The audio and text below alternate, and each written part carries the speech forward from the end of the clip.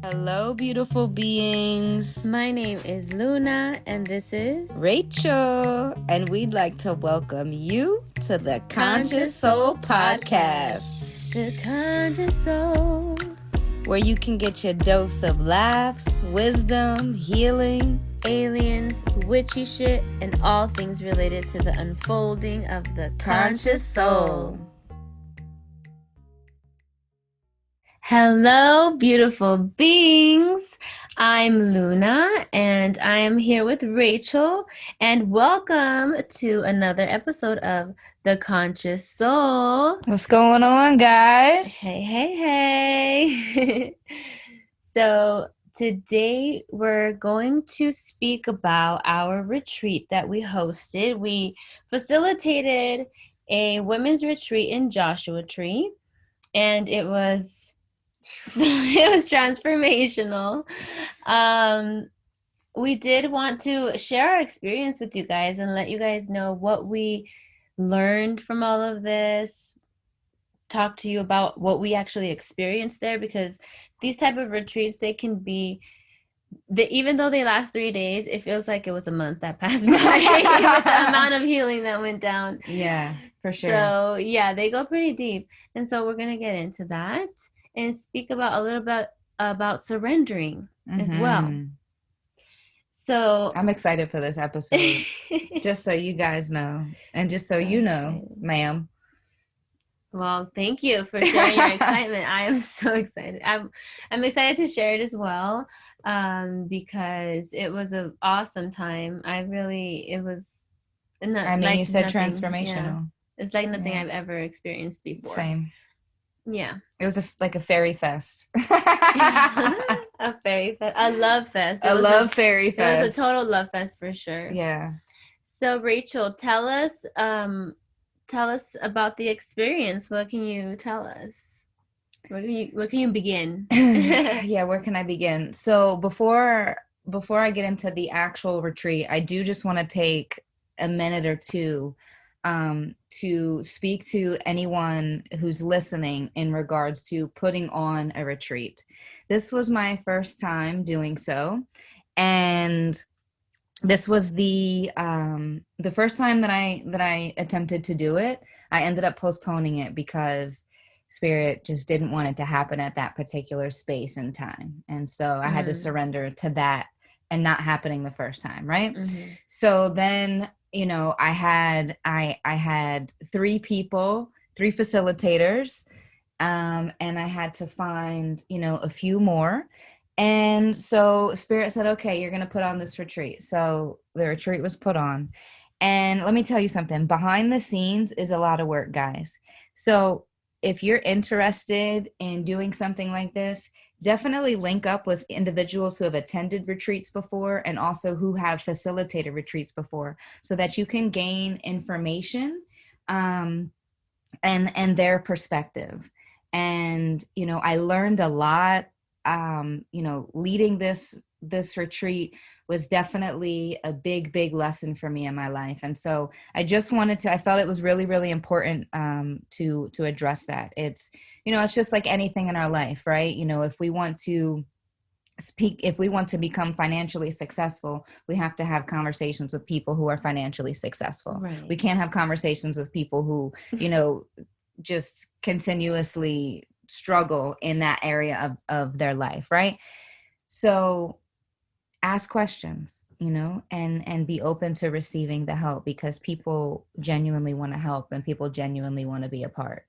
And yeah, so it was I say all that to say that it was a beautiful lesson, just actually putting on the retreat. Yeah, it can be stressful. Yeah. I imagine, because there's more behind the scenes stuff that you don't think about if you haven't done this before, or if you haven't run a business of some kind and worked with other people and organizing and delegating and being in a leadership position.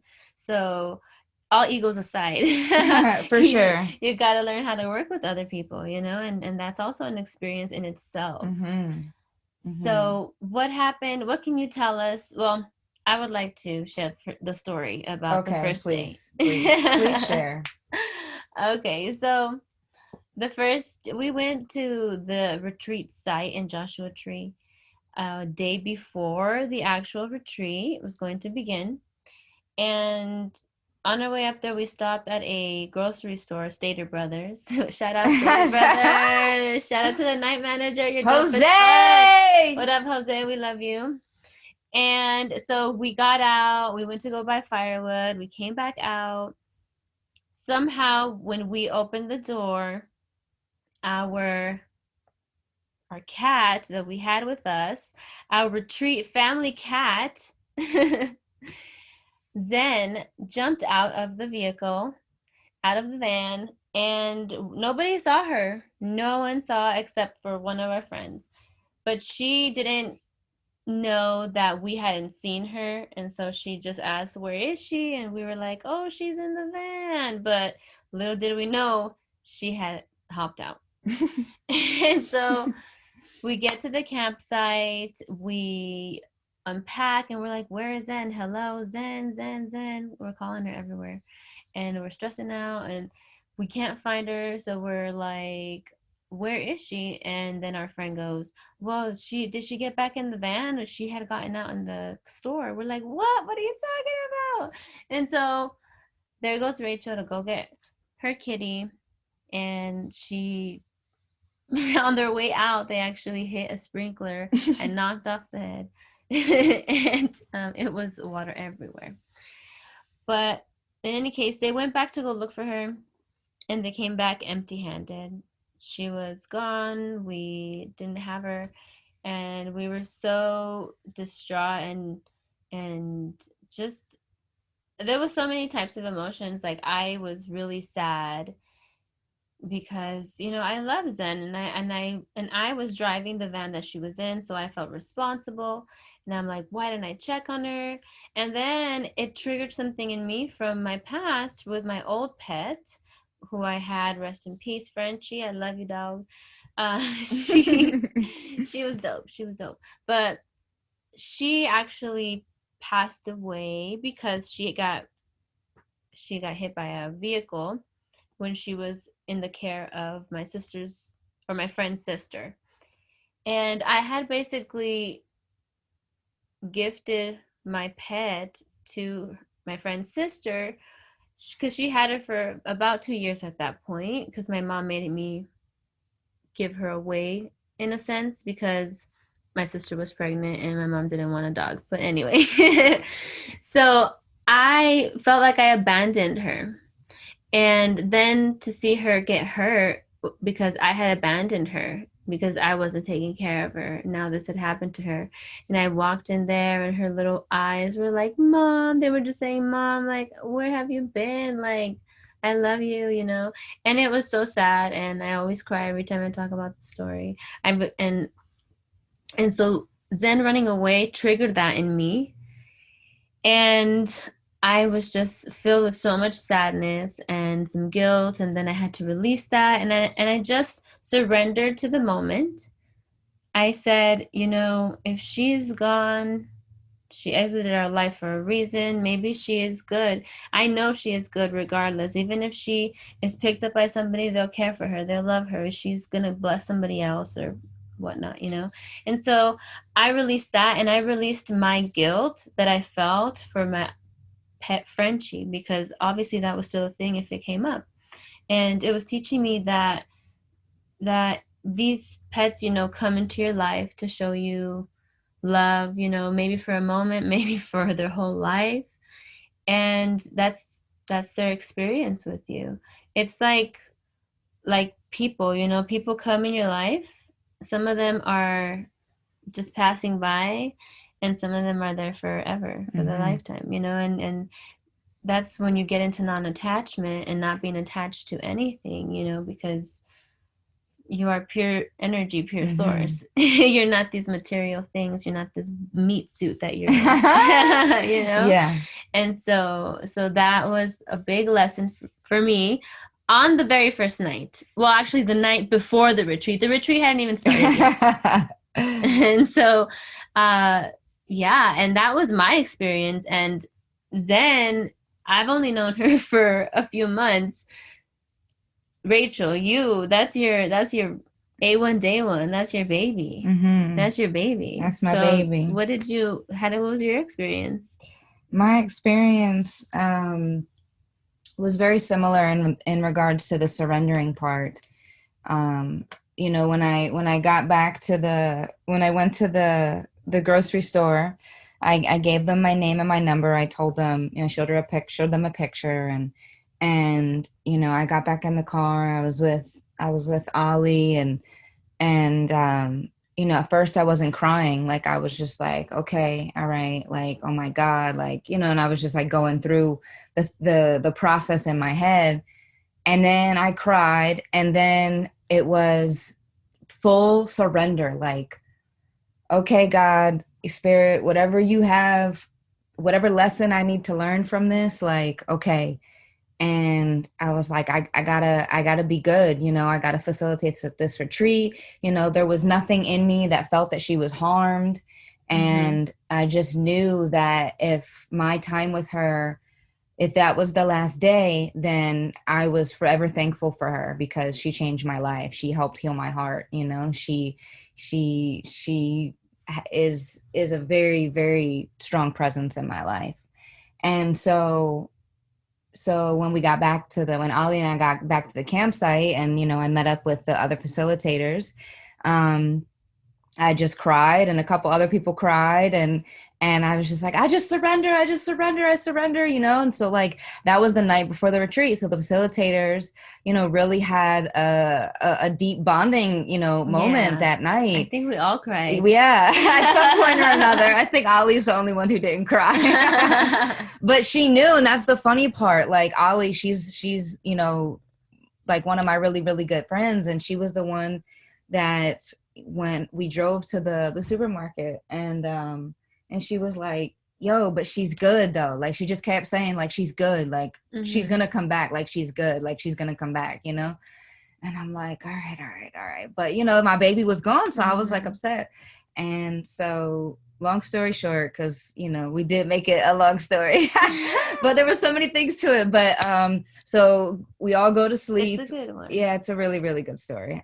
We all go to sleep, and then we wake up the next morning, and she came to me in my dream, y'all. She came to me in Whoa. my Come dream. through, spirit. Not only did she come to me in my dream, but one of the women who attended the retreat, whose name is Kat, showed up in my dream. And I've never dreamt about this woman before, never met her before in person, and I dreamt about her. So when I tell you spirit is intentional, spirit is intentional. Mm-hmm. So Very. the next morning, I wake up. I don't even know what time it is. I see the sun is out. I'm like, oh my God, I gotta go. Like, we gotta go. I gotta go get Zen. Like, I gotta go look for her. I was ready to go to every store and put up posters and flyers. Like, I was willing to do whatever to get her back. Yeah. And I get to my phone, and there's a message that comes through that said Zen is under the vehicle. Guys, I flew to that damn store. They said she's under this white van. And guess what car we had? Mm-hmm. A white van. Let me So Animals are smart. smart. Animals are Mm-hmm. smart. So that was on the first night, and that was the basis of surrendering. And so, long story with Zen and our first night. However, I really, as I'm remembering the feeling tone of that evening, it literally was my heart, my soul, my mind had to surrender. Mm-hmm. I had absolutely no clue as to what that was in Mm-hmm. those moments, and I'm Yeah. here to lead this retreat, and then I'm questioning, should I not have brought her? Like, you just start questioning everything. Mm-hmm. And so I wasn't gonna do that to myself. I wasn't gonna play that mental monkey mind game. Yeah. And so that's when the full surrender came, and it was a lot. It was emotional. However, there was so much peace was present. Mm-hmm. I Yeah. remember us all sitting around the fire, and I just was like staring into the flames, and there was just such peace, Mm-hmm. such peace. So, Mm-hmm. guys, when you face difficult things and challenges, because we are humans and we're going to have human experiences, surrender. surrender, and just know that it's all going to work out, and you might not understand it in the moment, but surrender anyway. Yeah. Yeah. Yeah, definitely. Yeah, we all felt like, oh, she's gonna be good. We knew she was coming back because we were doing good work. We were there doing good work. We were doing God's work, you know? And we're like, no, she's gonna come back. And if she doesn't, we're gonna surrender regardless.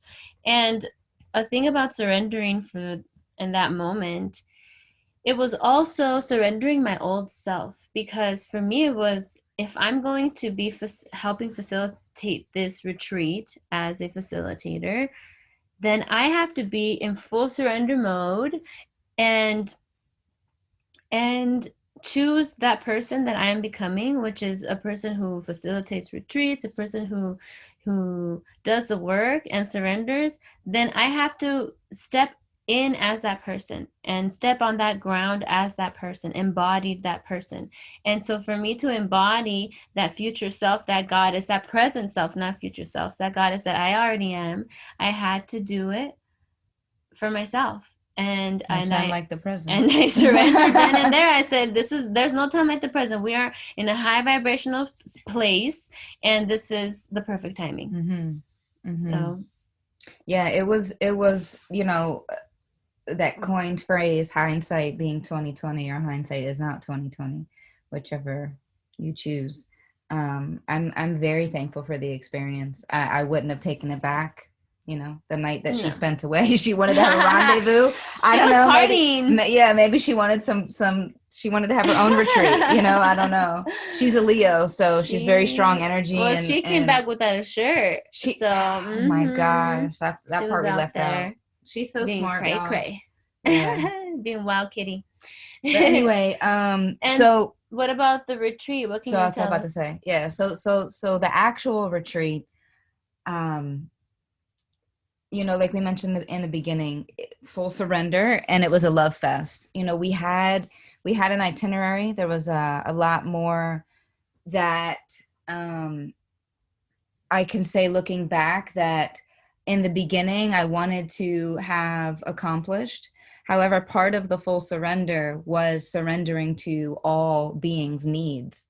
And all beings that were there needed exactly what happened every single moment of those 3 days that we were together. Mm-hmm. The amount of healing that took place, I don't even really think that any of us, even if we sat in a room right now, could put it into words. No. It wouldn't do it justice. There was so much love, so much joy, so much togetherness. I mean, Mm-hmm. yes, there was crying. Yes, there was deep healing. Yes, there was deep sharing. There was all of that. However, the love and the support and the graciousness and the holding of, like, physically holding one another, and emotionally and spiritually, I mean, spirit was there in a way that I can't say that I've ever felt in that regard with other people. Feeling spirit's presence on an individual basis is one thing. However, feeling it, with the women that we were with, and the love, and it was unexplainable. And I am truly and deeply honored to have had that experience in this human form, because it really reminds you what love is, and what love can conquer, and what love is capable of. Yes. Yes. I second that. I couldn't I concur. Hear ye, hear ye.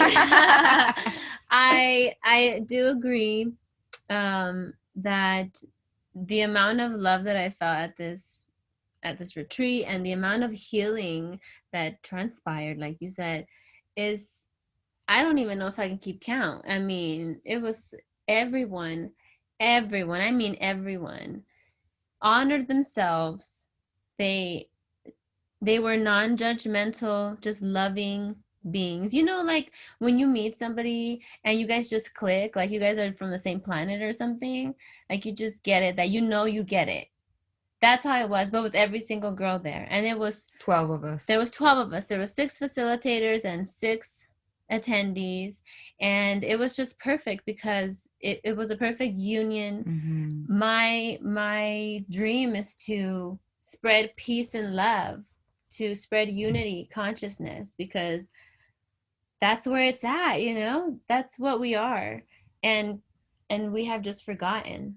And so to be in the same room with all these goddesses that are reflections of each other. We were all merely reflections of each other. We saw ourselves in each other, where some people had lack, some people had lack and had experience of how they overcame that. So, and we all learned from each other and shared experience, and it was just so magical. And the food was fucking awesome. I cannot leave that Shout out. out Oh Ali. my God. Ali and her sous chef Lynn. Your girl likes to eat. And I'm like, hell you. I want that. I want another one of those quinoa bowls. She needs to hook it up. Yeah. Or the ramen. Anyway. Either or both. It was fucking awesome. And I came back feeling like a total goddess, you know, filled to the brim with love and so full. And the week after, I was actually very drained, and my mood was up and down, and I was feeling all kinds of shit. Things were coming up for me, shadows. But that is all normal when you release a lot of energy, whether it be releasing trauma, forgiveness, whatever type of energy work you are doing. It's going to have a physical reaction because your body is getting used to that new vibration, and so you have to integrate. And it's recalibrating. It's recalibrating. Exactly. That's a great word. Yes, it's recalibrating this machine. And so you have to honor that. And so I slept a lot. I missed one of my Thankful Tuesdays meditation, but I was back today. But yeah, it was amazing, and I'm just happy to share this with you guys. Yeah, and with those girls. Yeah, I am too, and I'm happy to you know, to have done it with the 5 other facilitators, you know, that we did, you know, you being one of them, and it was truly an honor, I'm so thankful. And again, for every bit of the experience. I did want to say one more thing before we end this episode. You spoke about oh God, what did you just say? Oh, you said something about lack, like if one of us lacked, or right? they perceived lack. Okay, and so that's what I wanted to touch base, right? Because we don't operate from we don't operate from lack, and so I know what Luna meant to say. However, I just wanted to circle back around so that, you know, the viewers can and the listeners can know that what she really meant was, you want to perceived lack. Like, you sorry, know, it just comes out. And thank you for and we want you to be your raw authentic self all the time, you know, and you know, it's great, here we are mirrors too.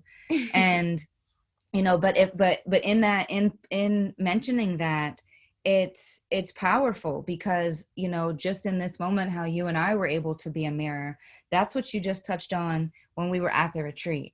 You know, there was 12 total and 11 people. Like we all had 11 mirrors. And this is not just Luna and I saying this. This is the 10 other women that were there. You know, they all felt the same way, that they saw themselves in 11 different women.